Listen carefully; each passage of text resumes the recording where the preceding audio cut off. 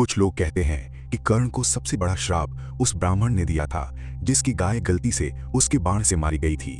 लेकिन क्या आप जानते हैं कि कर्ण को मृत्यु से पहले मिला सबसे बड़ा श्राप कोई और था? महाभारत युद्ध से कई वर्ष पहले कर्ण ने भगवान परशुराम को अपना गुरु बनाने का निश्चय किया। लेकिन एक समस्या थी, परशुराम केवल ब्राह्मणों को ही शिक्षा देते थे। इसलिए कर्ण ने स्वयं को ब्राह्मण बताकर उनसे दिव्य अस्त्रों की विद्या सीख ली। समय बीतता गया और कर्ण अपने गुरु का सबसे प्रिय शिष्य बन गया। एक दिन परशुराम कर्ण की गोद में सिर रखकर विश्राम कर रहे थे। तभी एक भयंकर कीड़ा कर्ण की जांघ में घुस गया और उसका मांस काटने लगा। कर्ण दर्द से तड़प रहा था, लेकिन उसने जरा भी हलचल नहीं की, क्योंकि वो अपने गुरु की नींद नहीं तोड़ना चाहता था।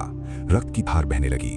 जब परशुराम की आंख खुली तो उन्होंने ये दृश्य देखा और तुरंत समझ गए कि इतना दर्द कोई साधारण ब्राह्मण नहीं सह सकता। उन्होंने कर्ण से सत्य पूछा और तब कर्ण ने स्वीकार किया कि वो ब्राह्मण नहीं बल्कि एक सूत पुत्र है। ये सुनकर परशुराम क्रोधित हो गए। उन्होंने कहा, तुमने छल करके मुझसे विद्या प्राप्त की है, इसलिए मैं तुम्हें श्राप देता हूँ कि जिस क्षण तुम्हें इस दिव्य विद्या की सबसे अधिक आवश्यकता होगी उसी क्षण तुम इसके मंत्र भूल जाओगे। यही वो श्राप था जिसने कर्ण का भाग्य बदल दिया। महाभारत युद्ध के अंतिम दिन जब कर्ण और अर्जुन आमने सामने थे, तभी पहिया धरती में धंस गया। कर्ण ने ब्रह्मास्त्र चलाने का प्रयास किया, लेकिन परशुराम का श्राप सच हो गया। वो मंत्र भूल चुका था। उसी क्षण उसका सबसे बड़ा सहारा उससे छिन गया और कुछ ही देर बाद अर्जुन के बाण ने कर्ण का अंत कर दिया। कर्ण की मृत्यु का कारण केवल अर्जुन का बाण नहीं था, बल्कि वो श्राप था जो वर्षों पहले उसके अपने छल के कारण उसे मिला था।